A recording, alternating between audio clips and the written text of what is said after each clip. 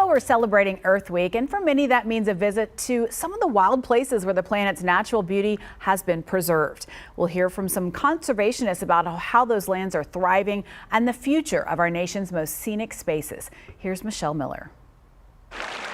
In one of the most picturesque parts of America, home to 2 national parks, an array of wildlife. Come on! That's a good-looking bird. And the foothills of the Blackfoot River. I want that thing coming straight over the back of your head.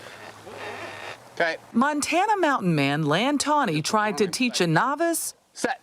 Like, I'm going to tell you that. how to fly fish. Good cast, dude. Holy cow.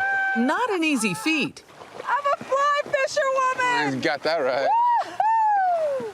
but as founder of Backcountry Hunters and Anglers, he's used to it. Anybody can do this. This water belongs to everybody in America. They have public access to this water. This fishing hole was a favorite of his parents, conservation lobbyists trying to preserve the native West. When you are out in the outdoors like we are today, you get an appreciation of that. When we had that eagle that was up in the trees, or, you know, when we catch a fish, ultimately. Or haven't.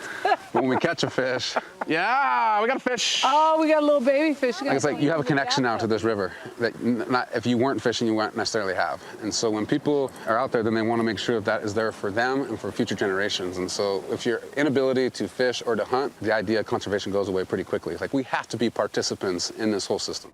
Tawney knows as both hunter and gun owner, his status as protector of the environment might come into question, but he believes all 3 can coexist. It really is the Bambi effect. How do you tell someone who comes from like that perspective that hunting's a bad thing, that what you're doing, something that actually helps the environment? So you bring up Bambi. Are there some hunters like that? Absolutely, but they're ostracized. Like, you know, that idea of take and not being connected to those animals.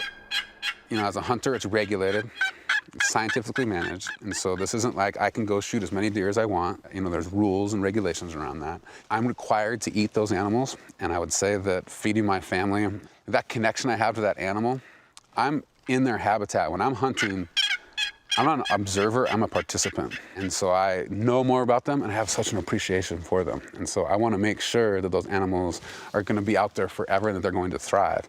That symbiotic relationship began over a century ago with President Theodore Roosevelt. An outdoorsman and trophy hunter, he also witnessed its detrimental impact, realizing our nation's natural resources were in limited supply.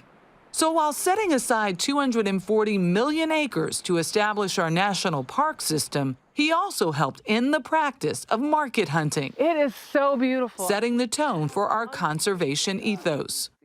How awesome it is that we get to be the caretakers right now and play a part in all this public lands that's available to everybody. We're playing a role that's really been around for about 150 years. By 1937, the hunting community lobbied Congress to tax the industry. And today, that legacy funds 60% of state-based conservation efforts through the sale of hunting and fishing licenses, as well as excise taxes on gear, guns, and ammunition.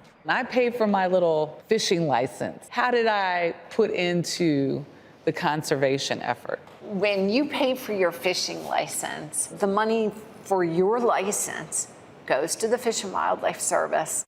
Martha Williams leads the agency. And then that goes out to states and partners to make sure that we know the fish populations can be healthy, to make sure that there are boat ramps and there's access for you to be able to get on the river or the stream. It makes sure that you have, hopefully, a really great experience. Williams acknowledges hunters pay far more into the system. They're just 4% of the population, but their numbers have been on the decline, down from 17 million in the mid-1970s to 11.5 million in 2016. That is, until the pandemic turned America's attention back to the great outdoors. What we saw across the board in all states was more and more people getting outside, more and more people using our public lands. What are you seeing in terms of the money brought in to conserve public lands? We have seen a continuing increase in the excise taxes.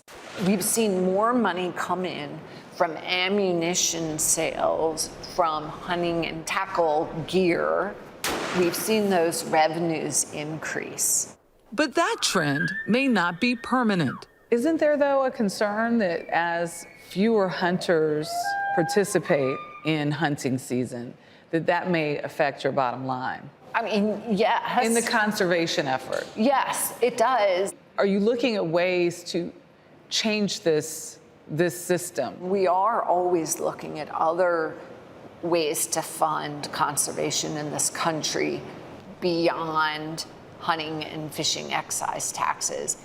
And then add to that, always wanting to build and bring more people into hunting and fishing so that it continues. So basically, you're widening, you're Absolutely. We want to widen the tent. Widening that tent, she says, might include levying a so-called backpack tax on recreational users of public lands, hikers, bikers, and kayakers. Others believe the federal government should foot more of the bill, but Congress has yet to act on the Recovering America's Wildlife Act. For now, you're paying the price of keeping our forests and our rivers and our streams healthy. Gladly, we're paying the price. Gladly, we're paying the price. I think we wear that on our sleeve, but it's not enough. And so how are we going to continue to fund our wildlife agencies that are in charge of managing these species? How are we going to continue to fund the restoration and conservation that needs to happen? But what I love even more is this idea of people that don't hunt and fish wearing that on their sleeve like we do. I love that.